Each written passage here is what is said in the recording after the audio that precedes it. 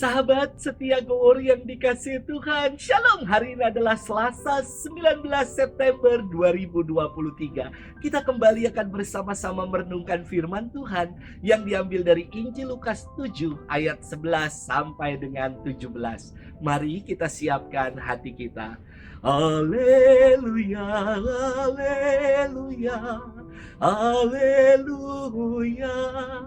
Seorang nabi besar telah muncul di tengah-tengah kita, dan Allah mengunjungi umatnya. Haleluya, haleluya, haleluya. Tuhan bersamamu dan bersama rohmu. Inilah Injil suci menurut Lukas. Dimuliakanlah Tuhan.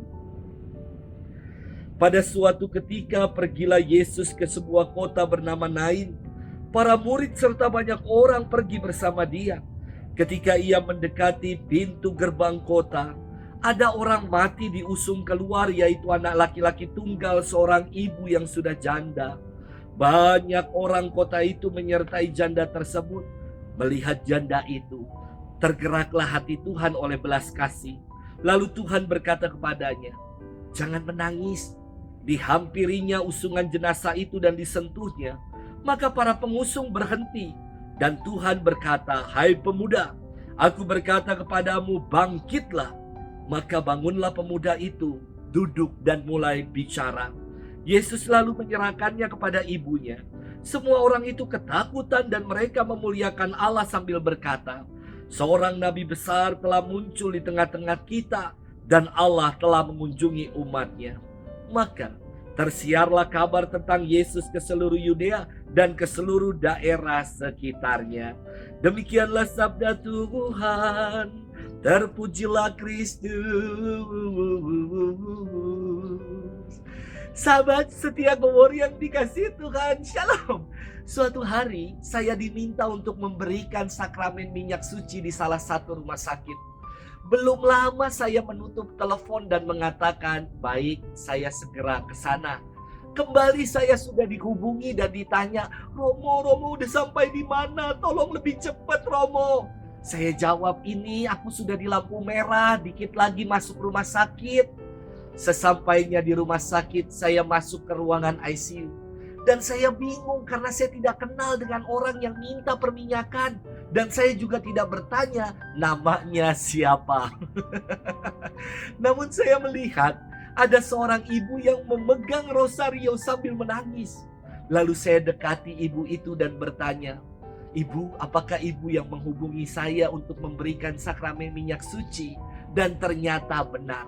Suaminya sedang ada tindakan medis dan seorang perawat memperbolehkan saya untuk masuk serta mendoakan bapak ini. Sambil ada perawat yang naik di atas dada bapak ini sambil memompa dadanya, saya mendoakan bapak itu. Dan selesai berdoa, bapak ini sungguh menghadap Bapa di surga.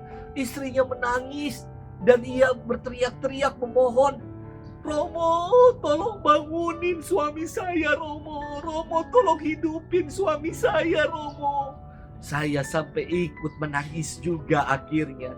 Kalau suaminya ini tidur, pasti langsung saya bangunin. Ini kan bukan tidur. Sahabat setia Gowor yang dikasihi Tuhan. Dalam firman hari ini, Yesus membangkitkan seorang pemuda di Nain. Yang menarik untuk kita renungkan adalah, tidak ada orang yang datang dan meminta kepada Yesus untuk membangkitkan pemuda itu. Namun, hati Yesus tergerak oleh belas kasih menyaksikan seorang ibu yang sudah janda menangis. Yesus menghampiri ibu itu dan berkata, "Jangan menangis, ibu." Dan segera Yesus menghampiri juga para pengusung jenazah pemuda itu dan bersabda, "Hai pemuda, aku berkata kepadamu, bangkitlah." Dan pemuda itu bangun, lalu duduk dan mulai berbicara. Sahabat setia Gowor yang dikasihi Tuhan, kalau hari-hari ini kita sedang berbeban berat dan menangis, datanglah kepada Yesus. Karena ia akan mengusap setiap tetes air mata kita dan bersabda, "Jangan menangis." Ia juga akan bersabda kepada kita, "Bangkitlah." Hatinya yang berbelas kasih akan selalu mengaruniakan yang terbaik untuk kita. Mukjizat Tuhan itu selalu nyata bagi kita yang setia dan percaya. Sudahkah kita mau percaya sama Tuhan? Selamat bermenung dan Tuhan memberkati kita selalu dalam nama Bapa dan Putra dan Roh Kudus. Amin.